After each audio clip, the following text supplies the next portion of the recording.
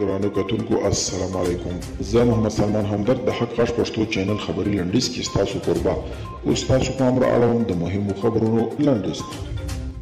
کابل کې د پاکستان سفیر ویلي د افغانستان لپاره د پاکستان ځانګړي استازي محمد صادق د یو جګپوړي پاکستاني پلاوي په مشرۍ کابل ته رسېدی. منصور احمد خان پر خپل ټویټر لیکلي کابل ته د پاکستاني پلاوي د سفر موخه له افغان چارواکو سره د سولې خبرو امنیت او نور اړوند مسلو په اړه بحث کول دي.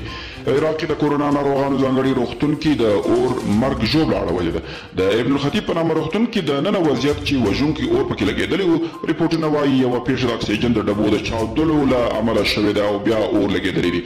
پر خواله رسنیو ځینې ویډیو کلیپونه خپاره شوي دي چې د اور وژنې مامورین د اور وژلو هڅه کوي او خلک له روغتون تښتي. ټپیان او هغه ناروغان چې پیښه کې نه دي وژل شوي امبولانسونو کې نور نږدې روغتونونو ته لیږدول شوي دي.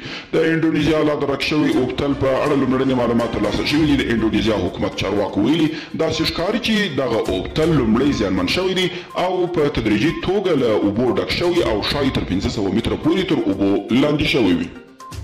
او امریکایي شنونکي وایي د افغانستان مسایلو څارونکي وایي چې د افغانستان پر ګاونډي باور نه دی په کار. مایکل روبین چې د افغانستان په اړه لیکنې کوي او دلته وضعیت څاري وایي که بهرني ځواکونه د افغانستان ووځي نو دغه هیواد ګاونډیان به هلته مداخله وکړي او د جګړې د شدت سبب بشي.